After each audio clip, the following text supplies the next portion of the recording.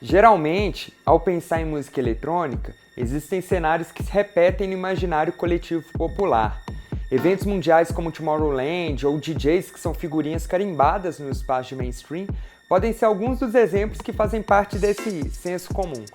Basta a gente pesquisar algumas listas dos melhores DJs de 2024 para a gente se deparar com nomes como David Guetta, Calvin Harris, Vintage Culture ou Alok, por exemplo.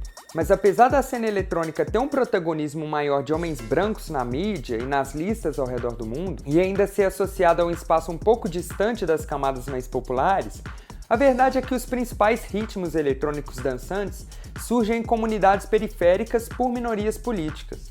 Isso fica mais compreensível quando a gente entende que música eletrônica é toda canção que é criada ou modificada através do uso de equipamentos e instrumentos eletrônicos, e que alguns desses equipamentos são responsáveis por uma maior acessibilidade às possibilidades de se produzir.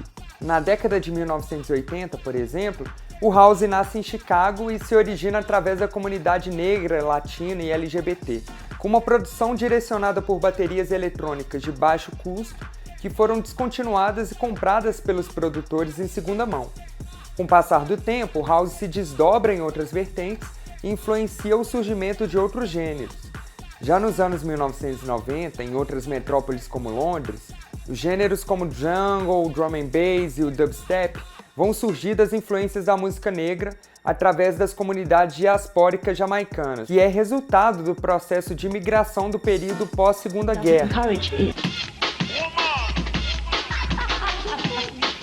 Push it up in there, man. Push it up in there. The people then. What's going on? Incredible. Mr. Lee, people, them a the gentleman, pretty general. Keep up in my style. Wicked, original. Minimum of rap, minimum of skin. Minimum of passion. Minimum of represent. O house e o footwork em Chicago, o grime em Londres, o amapiano em Joanesburgo são alguns dos exemplos que materializam a importância das periferias globais na cena eletrônica. Retornando dessa volta ao mundo, a gente chega no Brasil e mais especificamente em BH, e a gente vê um produtor que já produziu todos esses gêneros que eu citei, além de muitos outros, claro. Mas de estrangeiro esse produtor não tem nada. Assim como historicamente no mundo, Victor Hugo, conhecido na cena como Vor, é um dos personagens que mostra a importância da periferia em trazer novas tendências para a música brasileira. Atualmente, com 26 anos, o jovem já é um dos principais nomes da atual música eletrônica brasileira. Ele já assinou alguns discos aclamados e atualmente conta com dezenas de milhões de plays nas plataformas digitais. O começo dessa história, que hoje é reconhecida ao redor do mundo, representa a caminhada de grande parte dos artistas aqui do nosso país. Comecei com aqueles foninhos Philips mesmo. Acho que até muitas músicas, assim, não só a primeira, eu acabei produzindo nele, porque era o que eu tinha para poder produzir. E um computador da Positivo antigo com o FL11, cara. Foi meu primeiro kit, assim, de produção, assim, um desktop que eu tinha em casa e eu comecei a produzir. Hoje, graças a Deus, eu já tenho alguns equipamentos melhores. Eu fui trocando com o tempo, né? Vendendo coisa, para poder conseguir comprar coisa. Hoje eu tenho um MacBook, mas é basicamente algum computador que funciona o programa de edição de áudio para eu poder conseguir trabalhar. Um computador e um fone foram o suficiente para extrair as ideias que estavam na cabeça do Vor e transformar elas em música. E no meio dessas ideias tem várias influências ao redor do país e do mundo também, mas é o funk que norteia o trabalho dele. É muito doido, porque eu acho que no funk especificamente a questão do timbre é muito legal, assim, né? Quando você vai tocando, você vai percebendo alguns sons que a galera já assimilam e que a galera já gosta, então já tem uma zona de conforto ali para poder você explorar no funk. Então acho que como esses sons ecoam, como a gente pode reutilizar e utilizar desses sons no espaço ali da música, mas também no ambiente, também é bem interessante. Acho que muito da música eletrônica atual, tipo assim, vem muito da música periférica, mas eu acho que a tendência maior é a reutilização de sons marcantes, assim, né? Sejam por ser muito dissonantes ou às vezes porque tem frequências específicas ali, uma coloração que é muito única, né? E por isso que a gente acaba assimilando alguns pontos, né? Algumas coisas assim, que no espaço, assim, do ambiente da balada eles ecoam, assim, com uma bolha, né?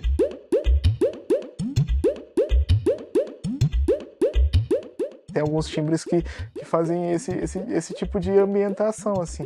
Então acho que isso é uma coisa que não só o funk, mas a música eletrônica tem de artifício para poder preencher certas ideias, assim, e dar um certo ar de modernidade também para a sonoridade. E modernidade eu acho que é uma palavra-chave para entender o som do Vor e dos trabalhos dele. Na nossa conversa ele falou que gosta muito de vender uma história por meio do timbre.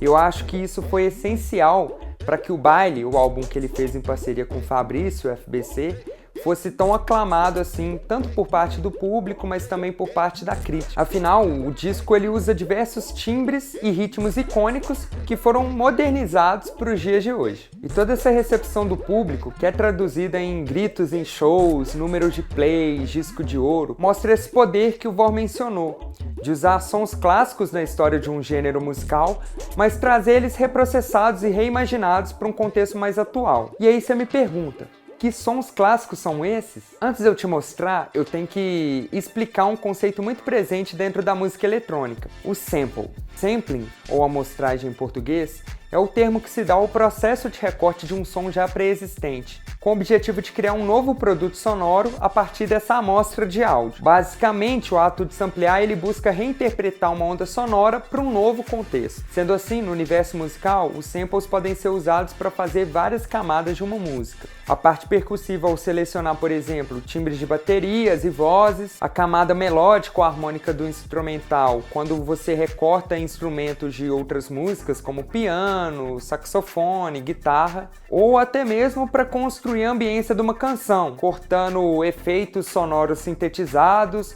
ou até gravados mesmo. Dá para entender esse conceito de forma prática quando a gente vê alguns dos samples que o Vor usou nas músicas dele. Na faixa Don't Forget Us, por exemplo, o Vor faz um remix de house music com um sample super obscuro tirado de um disco de jazz chamado 1981, feito pelo saxofonista Hector Cochita.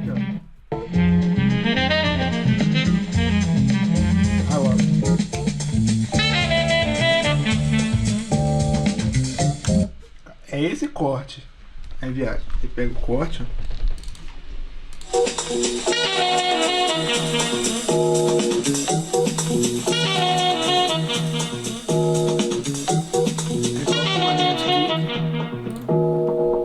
We just sitting here trying to win. Pull up to the spot, it's a flock of bears. So much smoke, need oxygen. Re-up money, that's not to spare. All gold bottles at Toxic Air. Standing on the couch, me and my accomplices. Pop a bottle, spot the bitch. Get the bitch, got the bitch. Já no álbum Baile existe o som icônico do Orchestra Hit, que é uma criação do Stravinsky na peça Firebird. Ele foi apresentado pela primeira vez em 1910. Depois, o som já foi reproduzido em outros palcos, regravado, recriado e reutilizado em milhares de músicas e até mesmo em efeitos sonoros de vídeo e de cinema. E você com certeza já ouviu esse som. Saca só essa filmagem de um concerto do Stravinsky lá em 1960.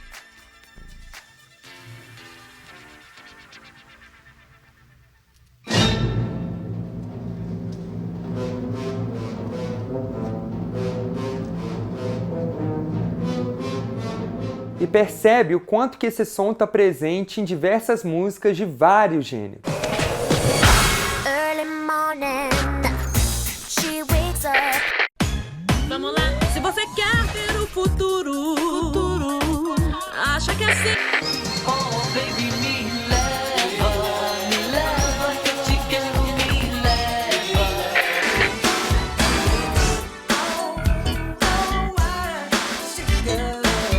Já na música Se Tá Solteira, o Vor pega o Orchestra Hit para causar o grande impacto antes do refrão. Charmosa, cheirosa. Outro sample clássico que é usado no álbum Baile é o Volt Mix, que é um som da cena eletro de Los Angeles, mas que foi usado como base para grande parte das músicas funk dos anos 90 e do início dos anos 2000 também.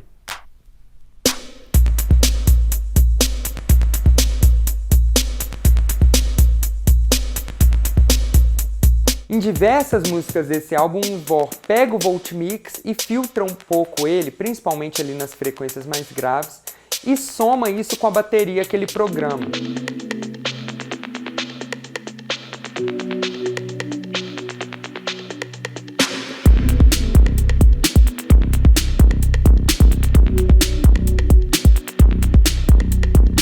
Dentro dos sons icônicos, existem sons que fizeram parte da infância e da juventude de muita gente, como o som do jogo Tetris.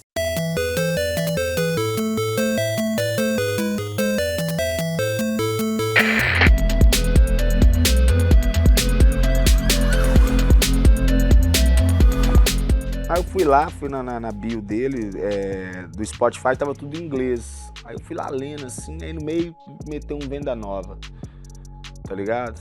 Aí meteu um Venda Nova ali, eu falei, cara, esse cara daqui, procurei no Instagram, chamei ele, depois não sei, um mês ele me respondeu, tá ligado? Aí eu falei, cara, vamos trombar. Essa fala aí é do momento que o FBC viu pela primeira vez o perfil do Vor no Spotify. É interessante pensar como que ele conheceu o Vor primeiro pela internet, mesmo sendo da mesma cidade e compartilhando várias vivências. Segundo o próprio FBC, essas vivências em comum foram a chave para que acontecesse esse match entre os dois.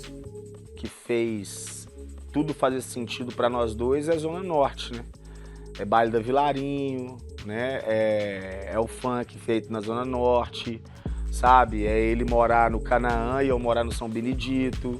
Aquilo ali já deu match. E ele sendo mais novo que eu, mesmo ele sendo mais novo que eu tenho 35, acredito que o Vó deve ter agora 26, não sei. Eu me surpreendi muito com ele, que ele ouvia, ele coloca, vamos trocar referência aqui. Aí ele dava play em umas músicas, eu falei assim, mano, você nem tem idade pra conhecer isso, não? Como é que você conhece? Aí eu comecei a perceber que o cara era um nerdzão mesmo. Fala assim, mano, o cara ouve, o cara procura. Quem que vai mostrar isso? Era coisa que era escondida. Tem muito funk em BH que é coisa escondida, é coisa que, tipo assim, só quem foi em determinada época na Vilarinho ouviu aquela música.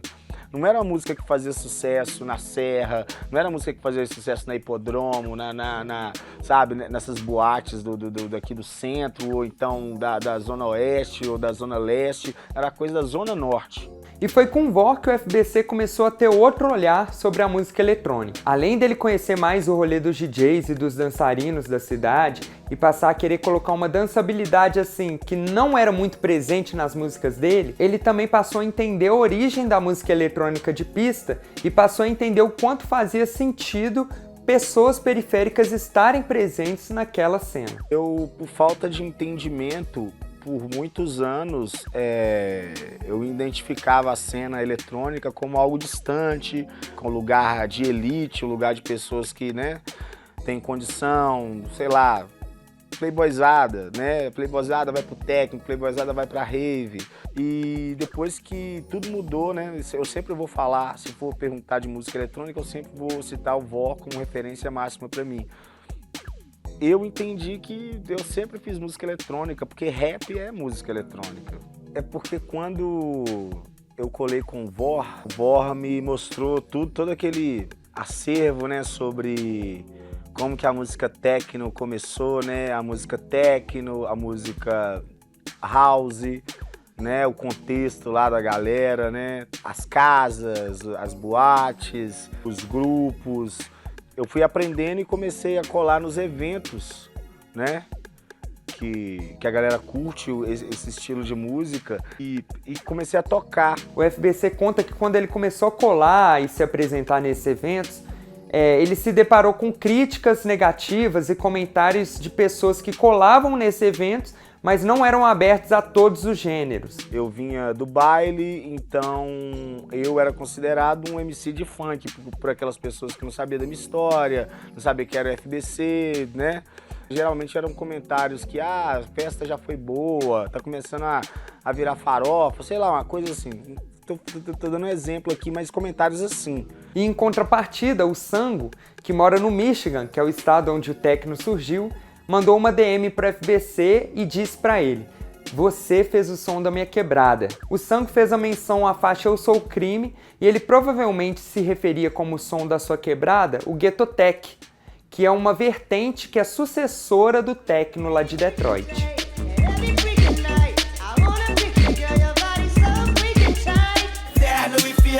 É meu Deus que eu confio, se eu tô certo eu encho um pente e pego eles primeiro. Eu sou o crime. Eu sou o crime. Com isso, o FBC, como forma de responder essas críticas, mudou temporariamente a sua bio do Twitter para cantor de techno, para também se afirmar como cantor de música eletrônica. Durante as conversas com os artistas e até mesmo pelas pesquisas, fica perceptível que existe uma relação entre funk, electro, techno e Miami Bass. Mas isso ainda é algo que precisa ser entendido por uma parcela significativa do público. É até interessante ver como a palavra techno, com ou sem um H no meio, é um sinônimo para festas de música eletrônica, que não necessariamente tocam techno em todo momento. Algumas delas tocam menos techno que vários outros ritmos e são chamadas popularmente de techno.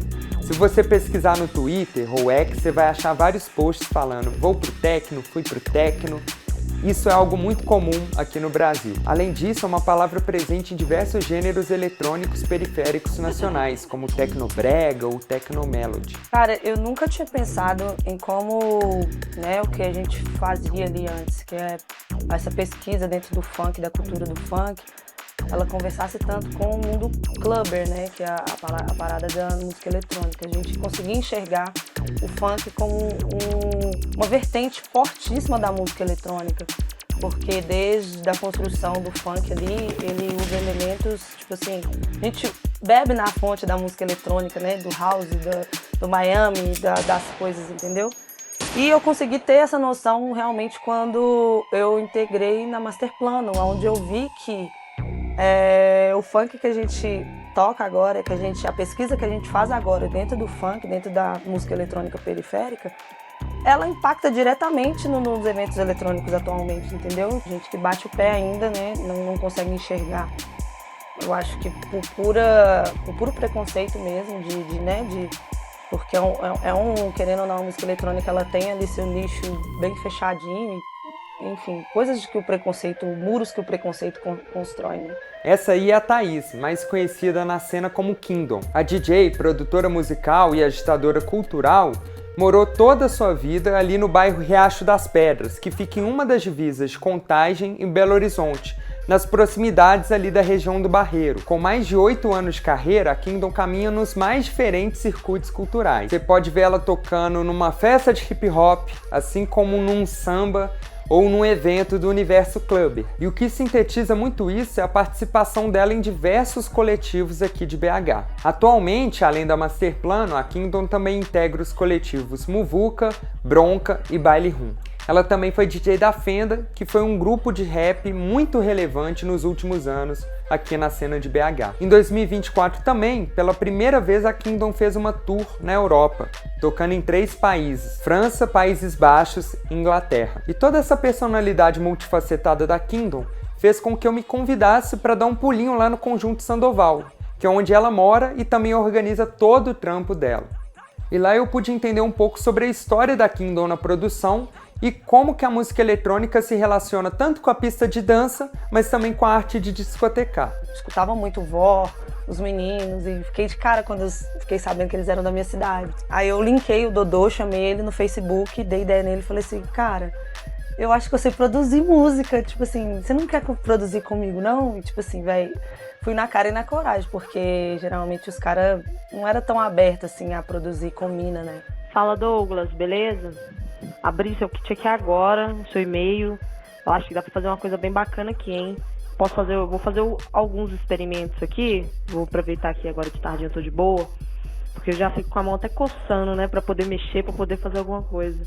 Acho que se não fosse esse contato, essa parada da gente se conectar naquela época, talvez muita coisa não teria acontecido, sabe?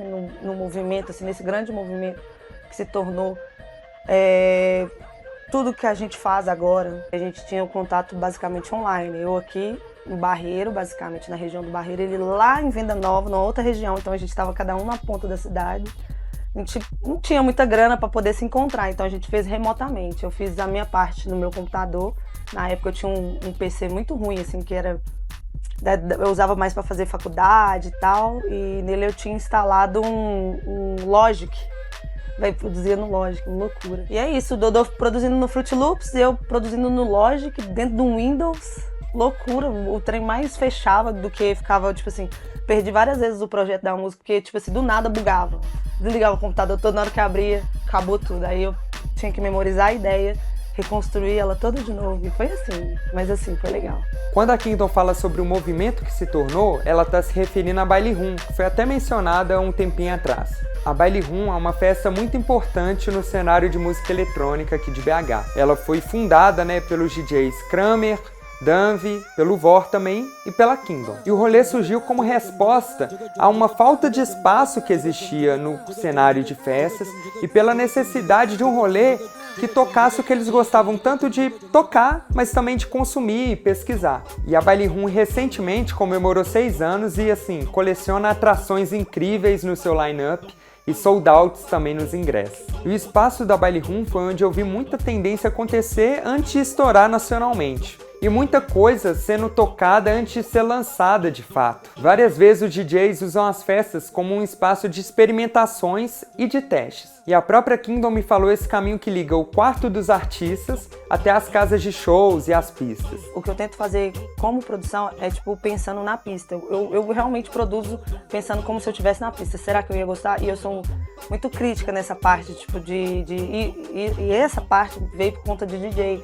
De você dar um play na música, ela tem que estar batendo e como as pessoas vão reagir. Então eu me coloco no lugar do público e também como DJ, assim, será que essa música tá batendo legal? Eu acho que é muito mais essa vivência, saber produzir algo que te tocaria na pista também, sabe? Você como público, você, para além de produtor e DJ, tem essa crítica construtiva como público, sabe? Recepcionar a sua própria música, você escuta seu próprio trabalho, sabe? Quantas vezes você escuta ele? E quando você joga ele na pista, qual que é a reação das pessoas? Geralmente eu levo músicas minhas para o meu set.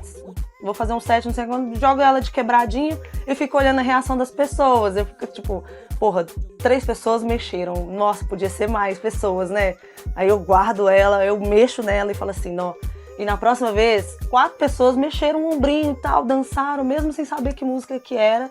Aí isso pra mim já é um clique, já já consegui atingir mais pessoas, então essa música tem um potencial de fazer as pessoas mexerem mais, então legal, vou guardar ela. O que a Kingdom fala aqui, eu interpreto muito como fazer as pessoas interpretarem uma música como um hit, sem ela sequer ter saído. Não só a Kingdom tenta fazer isso, mas o próprio Vor e o FBC também já fizeram, tanto nos espaços físicos, mas nos espaços virtuais também. E voltando da pista para o home studio de novo, quando a gente está conhecendo o espaço e conversando com o produtor de periferia, é muito provável que a gente esbarre nas questões relacionadas ao acesso às ferramentas de se produzir. Durante essa minha visita, a Kingdom mostrou um pouco dos seus equipamentos e contou como que foi o processo de conseguir comprá-los. Equipamentos de produção musical têm um custo muito elevado.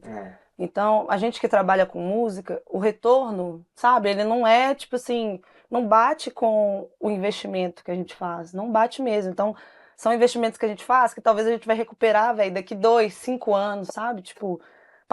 Você parcela as coisas e vai pagando, perde de vista, porque a música tem hora que ela não te dá esse retorno. E isso aí também, é foda pra gente que é periférico, assim, né? De trabalhar apenas com música, ter escolhido esse caminho também, esse retorno.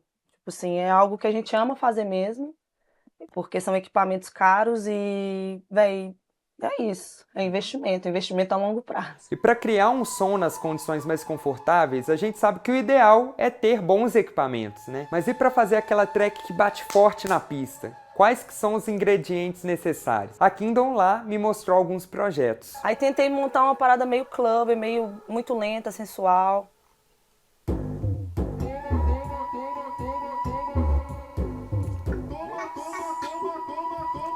Algo bem marcante, assim, bem com grave.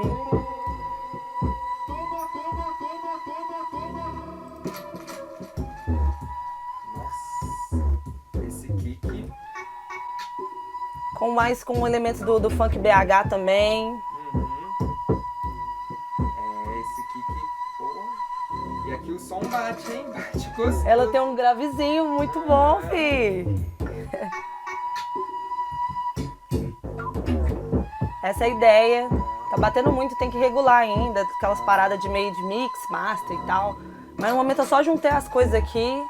E é um projeto que eu tô gostando muito de fazer. Essas paradas de juntar contextos, tanto de Belo Horizonte, quanto clubber e quanto melodia também. Botei na minha cabeça que eu precisava de uma flauta, mas não sabia qual. Aí joguei lá no Looper, né, que ele me dá muita ideia lá. Fiquei lá cavucando. Daí aí fui chegar na pasta onde a galera tinha soltado música em 2018, por exemplo. Então, tipo assim, velho, é 6 anos atrás. Então, até você chegar nessa pasta, você tem que ter clicado no máximo em 10 páginas e escutado, tipo assim, que eles vão de 1 a 15. Então, em cada página eu escutei 15 samples, assim, foi... Aí você fica assim, até aqui, achei, é ela. E a partir dela que eu comecei a construir a música.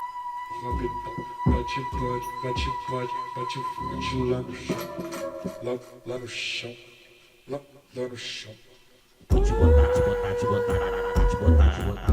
Assim como a DJ Kingdom lá na região do Barreiro tem toda uma história de caça atrás dos samples, lá na Zona Leste, o Anderson do Paraíso também tem suas artimanhas e formas únicas de encontrar suas flautas, violinos e outros timbres diferenciados. Ele me convidou para colar lá no espaço da DC Music, que fica no bairro Saudade, um bairro vizinho ao que ele mora, o Paraíso. Lá eu pude entender como foi a trajetória de um dos pioneiros na sonoridade do funk mineiro e das MTGs de BH. Quando eu comecei a produzir, tá ligado? Eu tinha um ritmo do Rio de Janeiro que os pessoal tava começando a parar de fazer.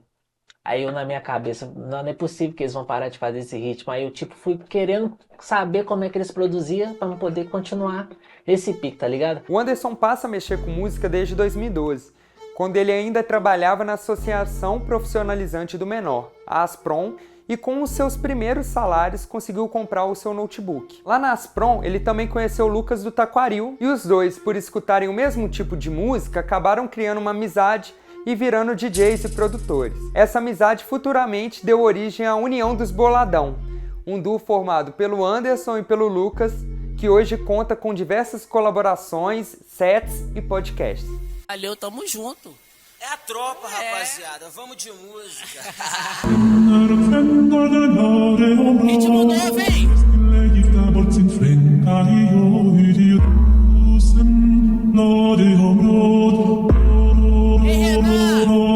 Deixa o tambor começar, Tissot. Sente o clima. Antes do Paraíso, tá mandando pra todas as meninas. Caralho! Valeu, quem quiser contratar lá, só chamar nesse número aqui, ó, 31. Tem 31 que o bagulho é BH, é nóis! O Anderson sempre me pareceu experimentar muita coisa por conta própria, e eu reforcei isso na minha mente quando eu vi que as primeiras montagens e edições que ele fez não foram em programas destinados à produção musical. A primeira música que eu fiz foi um aquecimento.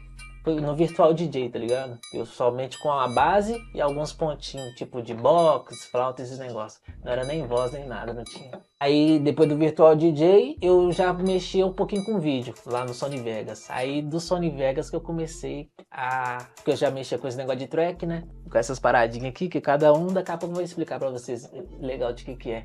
Aí eu fui pegando algumas vozes, alguns beats e colocando lá dentro do Sony Vegas. Fui juntando e deu certo pra poder fazer música. Sim, o Anderson do Paraíso fazia música no Sony Vegas. Segundo ele, mesmo sendo um programa de edição de vídeo, ele já tinha a possibilidade de manipular diversas pistas separadamente. Então para ele é algo que tem semelhança com as ferramentas de produção musical. Já hoje em dia, o Anderson usa o Acid, ou Acid, que é um programa muito popular principalmente no nicho dos produtores de funk. Outro software famoso, o FL Studio, também auxilia o Anderson a exportar alguns timbres e samples. Mas segundo ele, independente do programa, o importante é só ter o computador mesmo. É o computador e se você tipo não tiver esses instrumentos ali, você pode fazer tipo pegar uma colher, bater na outra, bater na madeira assim também, que dá pra poder fazer tranquilo. Você já fez beat assim? Já. Gravando os elementos? Foda. Gravando dessa forma. Isso aí é muito interessante. E ao mesmo tempo que mostra uma saída criativa incrível, também não é algo tão fora de série assim dentro do universo do funk. A história do funk 150 BPM, por exemplo, partiu de uma batida feita numa garrafa de Coca-Cola. E meu filho estava perturbando com a garrafa de Coca-Cola, né, batendo muito essa garrafa de Coca-Cola. Foi quando eu tive a ideia de gravar a garrafa de Coca-Cola e botar ela no 150 BPM. Pode ver que é uma garrafa de Coca-Cola batendo, entendeu? Além disso, é possível ver alguns DJs mostrando como produzir funk utilizando utensílios domésticos ou objetos do dia a dia. O próprio Hermeto Pascoal, que é um músico assim, representante da música brasileira no mundo e do jazz brasileiro também, super conceituado e renomado, várias vezes faz experimentações com objetos inusitados e até mesmo coisas como a barba dele, ele tira um som da barba, ele tira um som do rio, ele faz assim, várias experimentações, é muito legal. Aí lá eu tava assim no meio das crianças, daqui a pouco eu ficava...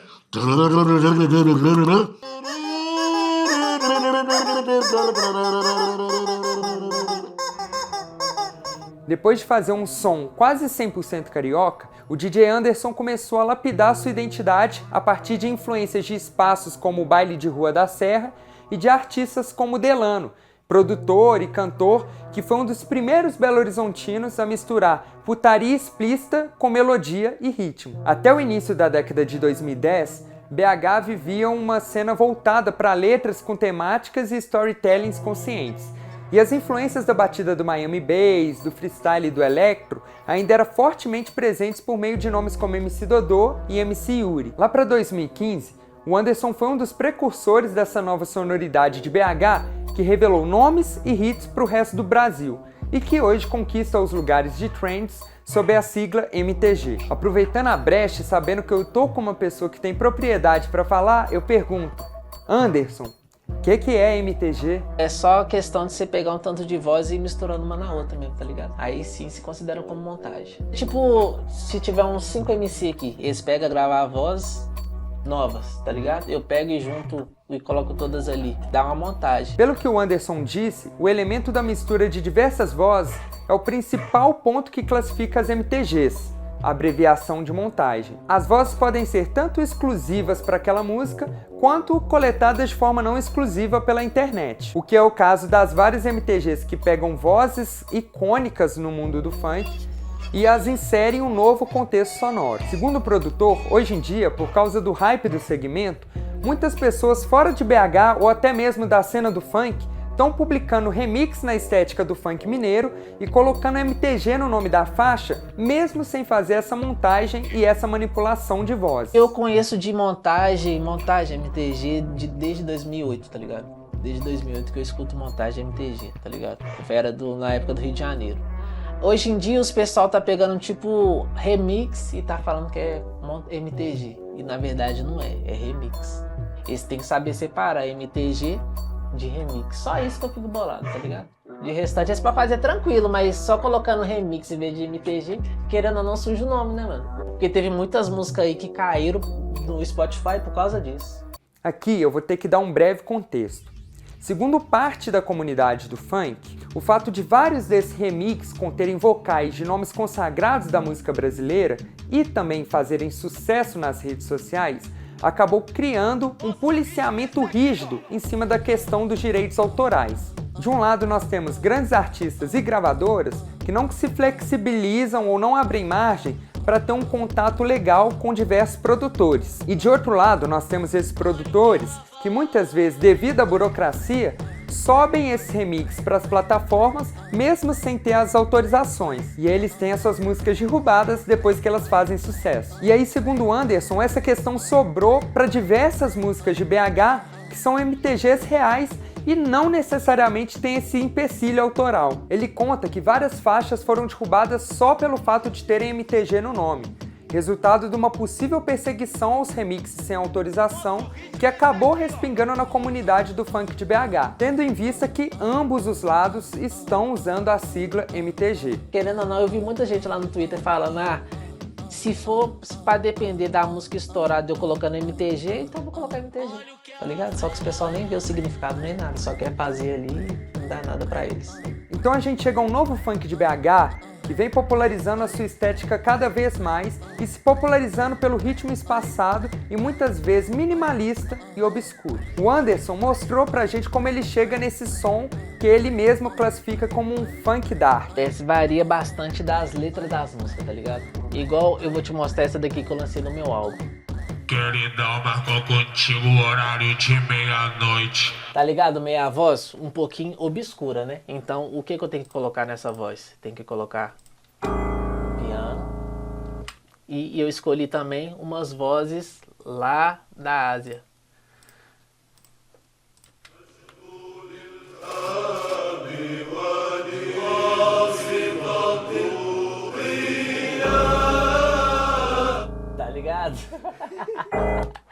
No silêncio da noite, na madrugada fria, hoje o queridão vai esquentar sua bucetinha. No silêncio da noite, na madrugada fria. E o drill eu tô colocando só pra poder dar a viradinha. Só a Por viradinha. enquanto. Mas é uma coisa que você escuta normalmente? Escuto todo dia. Todo dia Todo você dia escuta, escuto um né? pop smoke de leve, gosto demais.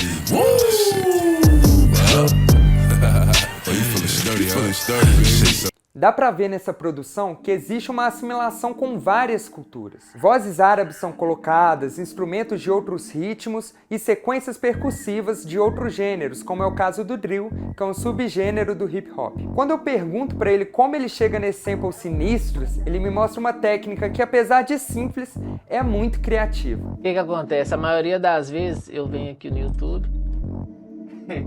Antes do YouTube, eu venho aqui, ó, no tradutor.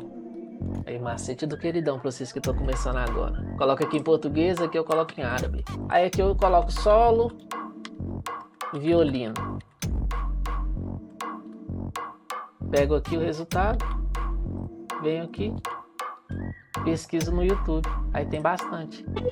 Aí já vem a imaginação de cada um, tá ligado? Aí eu pego ali, corto, vou misturando tudo e acaba dando certo. É porque querendo não ficar mais fácil, esses instrumentos é tudo marolinho de lá de fora. É, e é como se você, tipo, fosse um nativo de lá, né, Isso mano? aí. Se morasse lá, tivesse a cultura de lá. Querendo ou não, eu posso pegar um negocinho aqui, ó, que eu transformo ele num tanto, tá ligado? Isso ajuda bastante. E esse tom de árabe assim, e por causa do meu pique, que é um pouquinho mais sombrio, aí já ajuda bastante pra poder montar. E quando o Anderson fala de transformar um negocinho muito, eu lembro logo do box. O box é um sample que partiu da recriação de uma trilha do filme Rock, que é intitulada Gonna Fly Now. Você provavelmente já ouviu essa trilha.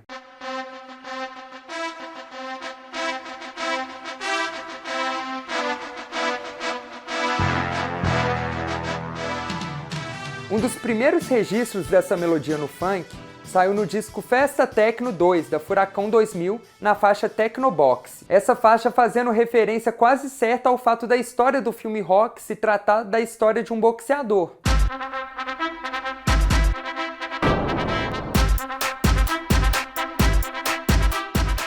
Depois, em um outro disco da Furacão 2000, essa corneta foi picotada e reproduzida em outras tonalidades na faixa Twister Box.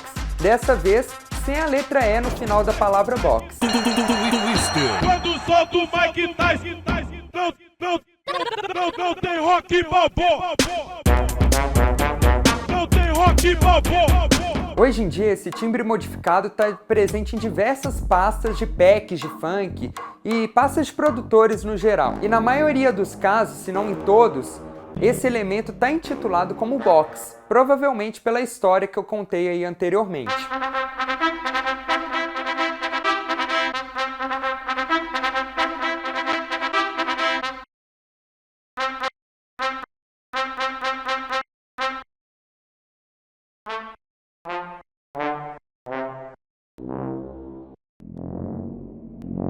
E o próprio Anderson já fez diversas produções usando esse timbre de diferentes formas. Esse box aqui, ó. Pra a música que eu fiz, eu coloquei ele dessa forma aqui, ó.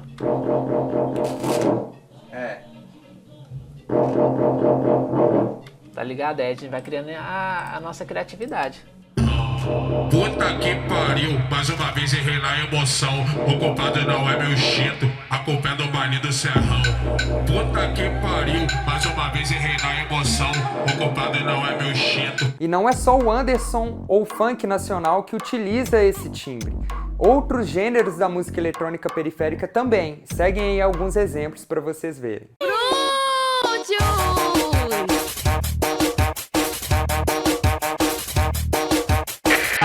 Tudo de Lacoste, cara de tralha, no estilo tchutchuco. É por isso que ela estampa, é por isso que ela estampa na porrada, né?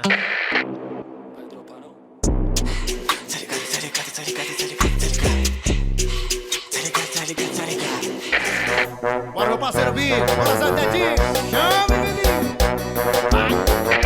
100% atualizado, é ruim de aturar. Bomba pet virou moda, todo mundo quer jogar. Essa é uma história muito legal que partiu de uma investigação pessoal minha e ela mostra muito como a música eletrônica periférica consegue replicar o mesmo timbre, mas usar ele de formas completamente diferentes, em contextos completamente diferentes. Isso faz valer muito aquele comentário do Vor no começo do vídeo, quando ele fala sobre modernizar timbres que já são facilmente assimilados pelo público, né? É meio que isso, assim, acho que é uma brincadeira muito disso, assim, de conseguir muitas vezes traduzir tanto pra mim, mas pra culturalmente, assim, tentar um pouco e cada vez mais, com a ajuda de muita gente, tentar fazer isso, traduzir algumas culturas pra gente, assim, tipo assim, pô, mano, vamos assimilar isso aqui e entender o que a gente consegue acrescentar pro nosso meio de ferramenta de trabalho, conseguir fazer muita coisa acontecer, sem que muitas vezes não é nem percebido, né? E é isso, a produção musical desses artistas consegue unir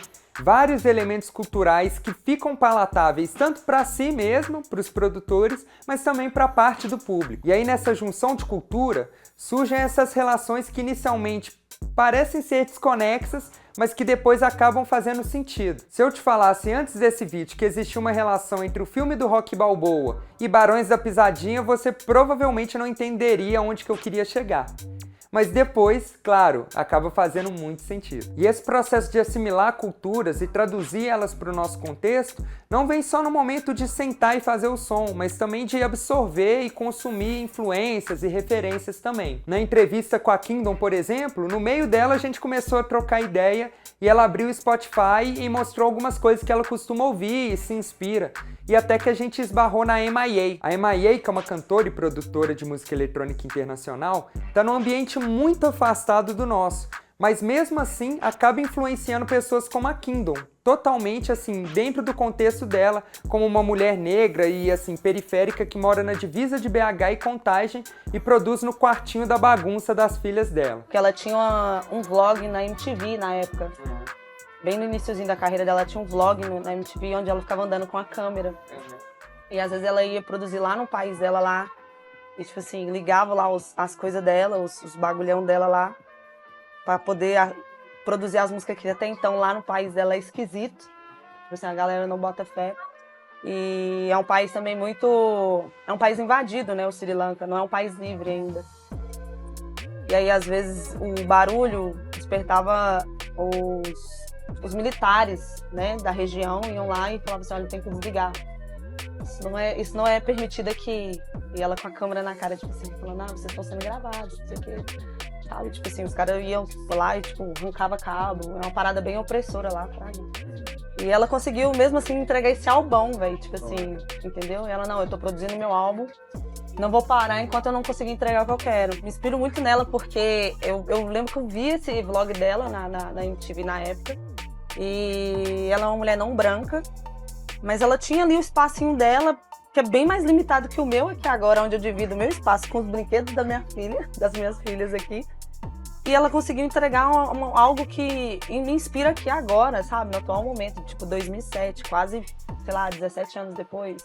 Ela consegue, ainda tá aqui impactando, é um álbum muito atual ainda, Fraga. É isso, eu acho que não vai ter nada que vai me limitar mais, assim. Já entendi que essas são as minhas condições atuais agora e nela eu vou trabalhar para conseguir entregar o que eu preciso, sabe? O que eu quero, que as pessoas enxerguem de mim. Então, é sobre isso, entendeu?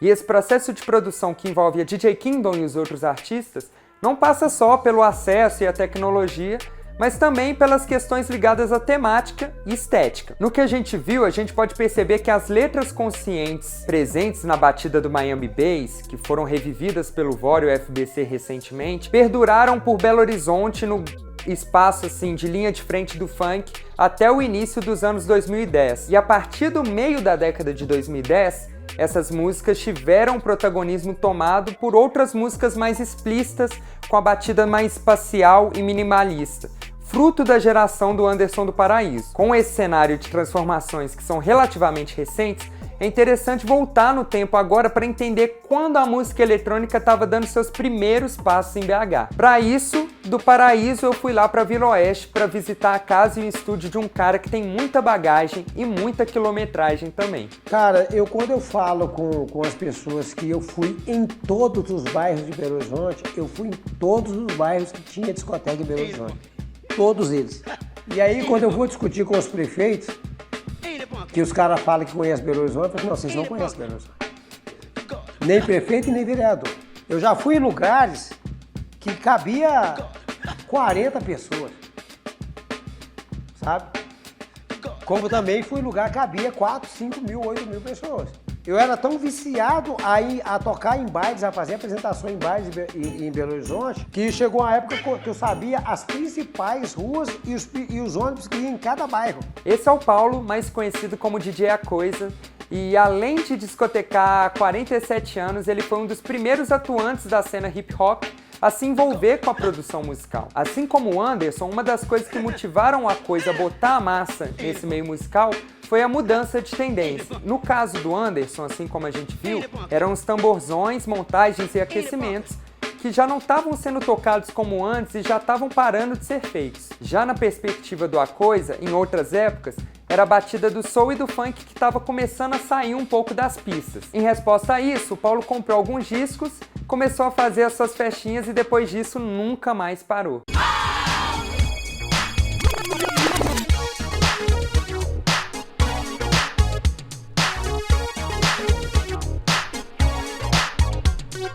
Nessa trajetória de festas, o DJ rodou diversos lugares de BH e da região metropolitana também, muito antes dos bailes de periferia terem as ruas como principal local de realização. Então, antes da existência e popularização de bailes como da Serra, da Inestan, do Subaco, existia um outro cenário de festas que eram realizados em alguns espaços fechados, como quadras esportivas. Isso foi resultado de uma descentralização das festas nos anos 80.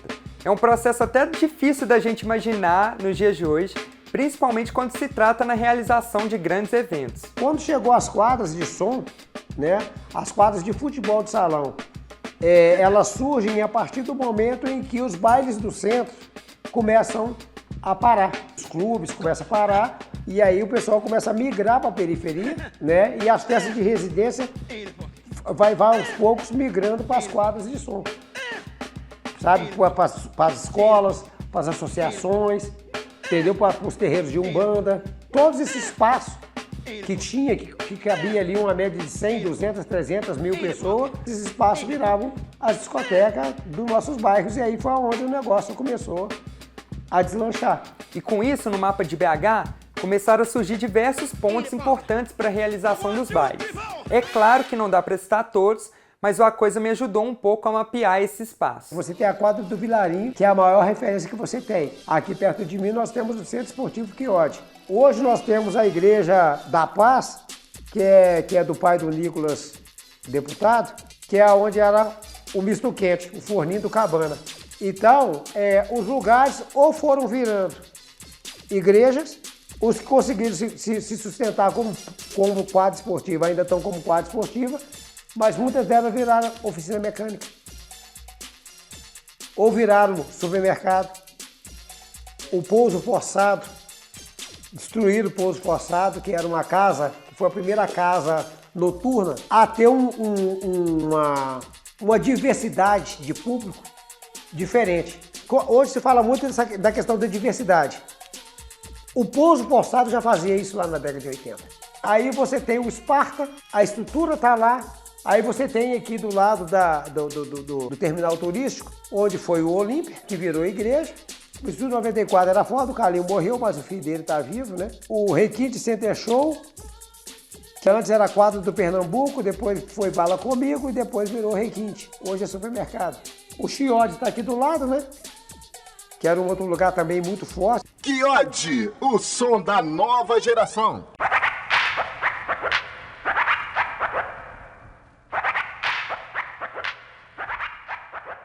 A gente vê de forma nítida que os espaços e parte da história dos bailes de BH passaram por um processo de apagamento, principalmente com a dificuldade de se ter um acervo que armazene essas histórias de forma acessível nos dias de hoje. Mesmo com esse processo de apagamento, é nítido que tanto o funk que o Anderson escuta e produz, e quanto os ritmos que o A Coisa tocava nos bailes, estão diretamente ligados. A diferença é que antigamente, o que era entendido como funk hoje, ainda sequer era rotulado dessa forma. O A Coisa explica isso um pouco pra gente. Era tudo hip hop, Então você tinha o Miami Bass, era uma onda da batida de Miami, era uma tendência de batida, mas o vocal era rap. O que mudou aqui no Brasil, com a chegada do Marlboro, o Marlboro foi que batizou esse segmento do Miami Bass como funk. O carioca entendia que esse funk era uma continuação dos funks de James Brown. O DJ A Coisa, inclusive, participa com um grupo dele, o Protocolo do Subúrbio, na segunda edição da coletânea Funk Brasil. Outro disco que o A Coisa participou e que tem grande importância no cenário da música eletrônica nacional, sobretudo em Belo Horizonte, é o álbum Fábrica Ritmos, feito em conjunto com o DJ Joseph. Lançado em 1992, o álbum apresenta uma coletânea que passeia pelas diversas influências eletrônicas e tem como principal ponto a união desses ritmos com os vocais de MCs da cultura hip hop e do movimento funk. Desses artistas, inclusive, a gente tem MC Elu, que é considerada uma das primeiras mulheres a fazer parte dessa cena. O A Coisa me contou um pouco sobre a estrutura que ele usava para fazer os primeiros álbuns, ali nos anos 1980. E como que ele foi evoluindo a sua aparelhagem até fazer os próximos álbuns da década de 1990, como o próprio Fábrica Ritmos. E no cassete eu ia fazendo os loops, cortando os pedaços das músicas, gravava várias vezes. E depois eu ia fazendo corte no cassete, os MCs que iam lá para casa para poder cantar, ter as suas bases, porque a gente não tinha disco instrumental, né? Então usava uns Fostex, que é os gravadores de 4 pistas, né? E aí você coloca botava o loop no canal 1, e aí no canal 2 você colocava uma outra coisa, no canal 3 você colocava outro, e você colocava a voz. E deixava todo mundo ali repar e você tinha todo mundo num canal, 2 canais de voz. E foi assim que eu fiz os primeiros discos aqui. Né? Quando eu assinei meu primeiro contrato de gravadora, o dinheiro que eu ganhei no primeiro contrato, eu comprei minha primeira bateria eletrônica, fortalecida por uma grana que minha mãe me deu. Então a minha mãe, ela que foi a primeira patrocinadora dos primeiros equipamentos que eu tenho. Minha mãe trabalhava de diarista, trabalhando em casa de família ali, e ela conseguiu me patrocinar com o primeiro par de toca-disco, com o meu grupo na época, e uma bateria eletrônica. Então eu comprei uma R8, né, uma Roland R8, que era uma bateria que as bandas de New Wave, de pop rock, usavam antigamente para poder fazer as bateras, os pop rock. Então aquela onda New Wave das bandas de meados de 80, era tudo feito com bateria eletrônica, e a R8 era uma bateria que eles usavam muito. E o W30, que era um workstation, ele além dele vir com tudo, piano, baixo, sabe, já tudo ali nos cards, né? Ele também tinha mais 1 minuto e meio para samplear. Então eu fazia as coisas e pegava e fazia os samples e ia somando com aquilo tudo ali. Se estava certo ou se estava errado, se harmonicamente a parada estava certa, nós não tínhamos esse entendimento. Se estava agradável, a gente fazia, a nossa produção era a onda, entendeu? E a gente pode entender ao entrevistar os produtores que essas ferramentas que possuem vários timbres dentro dela e, enfim, possuem possibilidades para samplear, elas contribuem com que os produtores cheguem em um resultado satisfatório sem precisar produzir daquela forma tradicional, em um grande estúdio, com banda e tudo mais.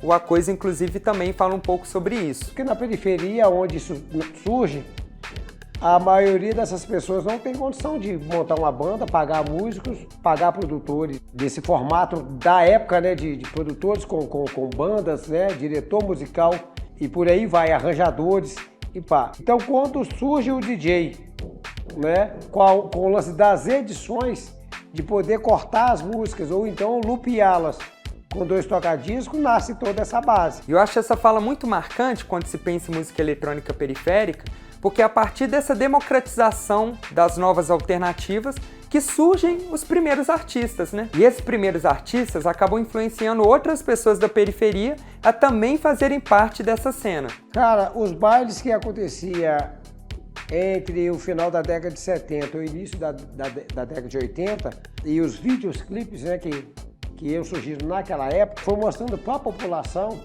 que pessoas comuns é que faziam aquelas músicas. E, poxa, espera aí, aquilo ali dá pra gente fazer, né? E aí, depois, o público que frequentava os bailes também começou a se aventurar. Poxa, se o DJ que tá ali faz, pois isso que ele faz eu também faço, e os grupos foram surgindo assim. Então, a partir de 88 para frente é que o negócio começou. Poxa, se o cara faz, eu também faço.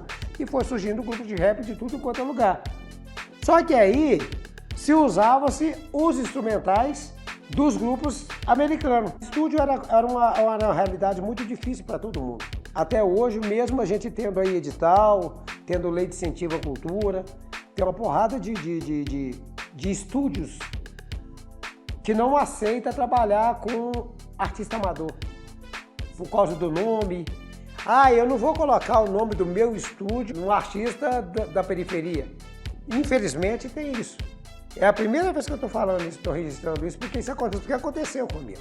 E por falar em nome, a relação dos artistas com as quebradas está presente muitas vezes nos nomes deles ou até mesmo em letras de músicas. Nos DJs de funk aqui de BH a gente vê muito isso. É o Anderson do Paraíso, é o Lucas do Taquaril. Inclusive, a questão identitária dos dois com a Zona Leste, com as suas quebradas, é tão forte que durante a época de produção desse trabalho, eles lançaram a Mega das Comunidades 6.0, falando o nome de cada bairro da Zona Leste. Eles meio que chamaram um cara com uma voz de locutor e a cada 4 compassos ele fala um nome de um bairro da Zona Leste de Belo Horizonte.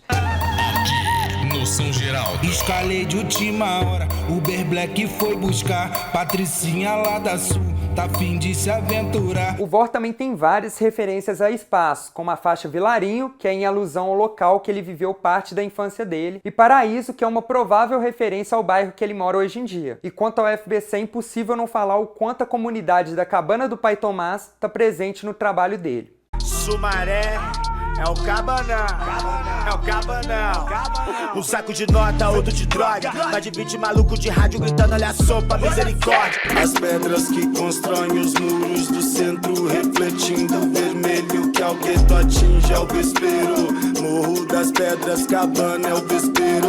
Santa Luzia, Betinha é o vespeiro. E na piscina, amor, que eu ligo a sauna. Agora vai nessa da Cabana do Pai Thomas, é a frenesi. Uau, nossa fantasia. Nova Sintra, Gameleira, patrocínio sideral. Lá embaixo é a Cabana, que saudade do Libral. E olha só. A gente inclusive teve uma conversa para entender como que a Cabana entra na vida dele. E assim, eu recebi uma aula incrível sobre muita coisa. Existiu uma guerra na Cabana que começou, guerra entre gangues, né, do tráfico, começou em 94 e terminou em 2008. Em 2009 eu mudei pra Cabana, então mudei pra Cabana um ano depois que a guerra acabou. E o que eu ouvia da galera é que quem acabou com a guerra foi o movimento hip hop. Porque tinha um cara lá, né, o Baface 3, trabalhava num projeto de política pública do governo PSDB, que é o Fica Vivo. E o Bá era uma figura que tinha o passe livre no morro, porque ele era um agente social, um mediador, um multiplicador dentro da comunidade, grafiteiro. E ele começou a fazer um intercâmbio, bem no começo ali, né, dos anos 2000, começou a fazer o intercâmbio das quebradas, dentro da quebrada. Porque o lado de cima tinha guerra com o lado de baixo. Ninguém podia subir ou descer. Quem era de cima pegava um caminho para ir pro centro, pro trabalho, quem era de baixo pegava outro caminho. Como se fosse um Mineirão em dia de clássico. Tá ligado? Uma torcida entra para um lado, a torcida pro outro. E o baile começou a fazer um intercâmbio da galera, porque ele dava aula em cima e dava aula embaixo. Aí ele pegava a galera de cima para pintar lá embaixo, pegava a galera lá de baixo para pintar lá em cima. Os caras lá em cima começaram a ver isso, os caras de baixo começaram a ver isso, começaram a se questionar por quê? Porque a gente está se matando, por que a gente está gastando tanto dinheiro com advogado, com caixão, com isso, sendo que a galera, os meninos aí, sabe, crescendo, vivendo, o hip hop trouxe outra perspectiva para essa galera. E é muito foda isso. Quando eu cheguei lá no Cabana, eu vi isso e falei, mano, caralho, isso daria um filme, cara. Isso daria um filme, daria uma série. né? Aí eu fiquei apaixonado pelo Cabana e a luta, né? Dos moradores, dos fundadores, né? E vendo isso, eu sinto que a todo momento o UFBC e vários outros artistas da cena querem trazer algo de volta para a comunidade, tanto como uma forma de gratidão, mas para também fazer as coisas girarem lá dentro. Eu tento fazer o máximo do meu dinheiro circular na comunidade, sabe? Né? Eu tô falando que eu tenho dinheiro para ficar dando pros outros, mas tipo assim, sabe? Eu ganho muita roupa, eu sempre tô dando roupa pras pessoas, falando assim, sabe, velho? Eu sempre tento conseguir que as pessoas tenham acesso a eventos, né? Acesso a emprego também, várias pessoas eu indico, sabe? Kenner, Fabrício, fechar o contrato, não sei o que tem. Porra, eu falei, mano, beleza, mas eu queria que isso voltasse de alguma forma pra minha comunidade, eu tenho uma ideia.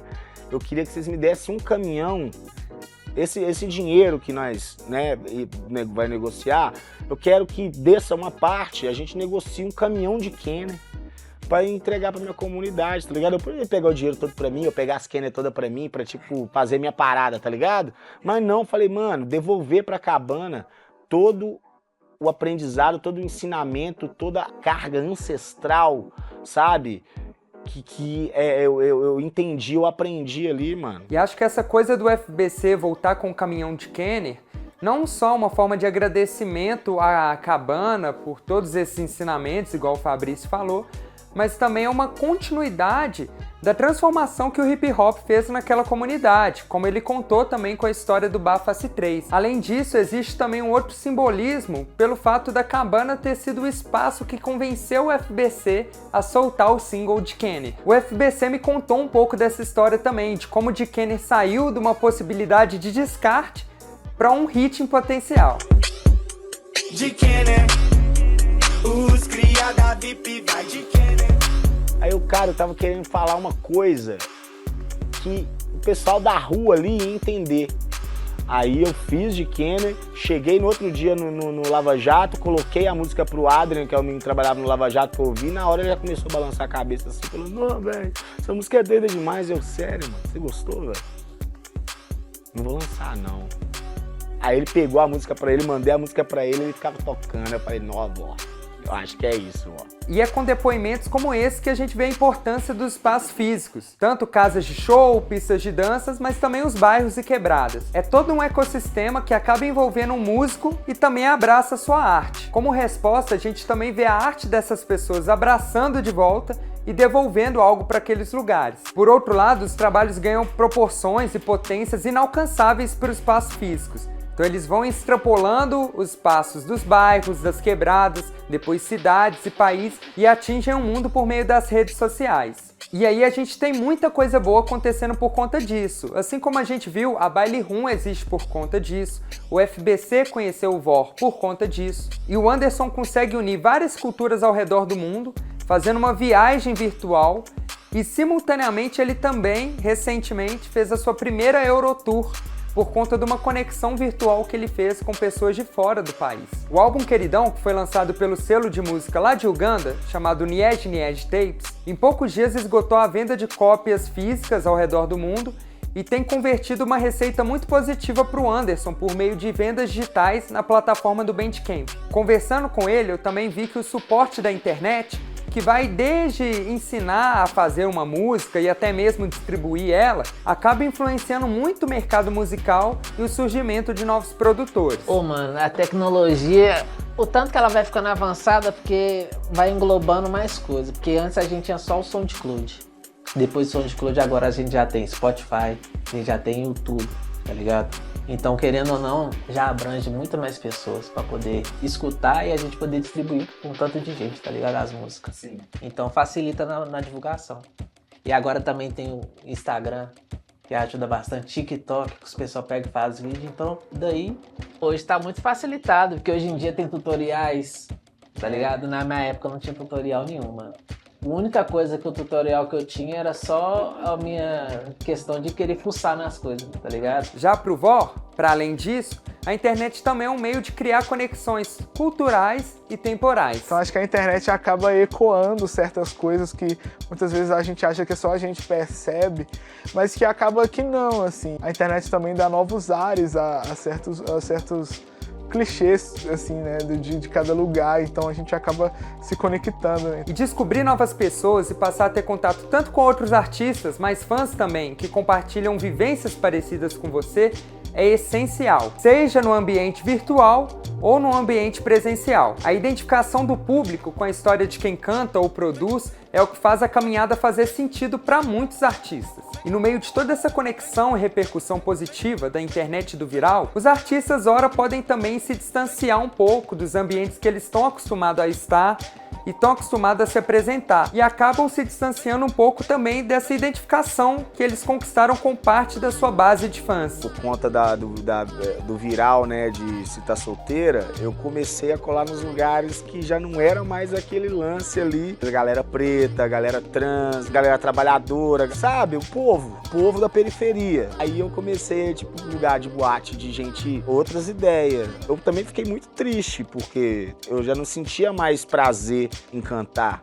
Lugares onde as pessoas estavam ali de costas pra mim, tomando a long neck, eu cantando tanto de coisa e todo mundo animava quando Está Solteira toca, porque era o hit, e as pessoas só queriam ouvir o hit. E como que eu, um cara militante da cultura hip hop, vai cantar tipo sei lá, na zona sul do Rio de Janeiro, dentro do Jockey Club, cantar lá a polícia covarde vai matar qualquer um. No fim, eu acho que a identificação é uma das palavras-chave para música eletrônica de periferia. É tendo identificação com a história dos gêneros, por exemplo, que se entende que faz sentido estar inserido naquela cena. E é com essa identificação que a gente entende que, com o simples que se tem em mãos, é possível fazer músicas que podem mudar não só a sua vida, mas de outras pessoas ao seu redor. E aí os espaços da periferia acabam se inserindo naturalmente nas letras e nos beats, e em muitos casos acabam até recebendo um retorno social no fim desse ciclo. O ciclo, na verdade, não tem um fim delimitado. Agora, talvez seja a vez de ver a jornada desses artistas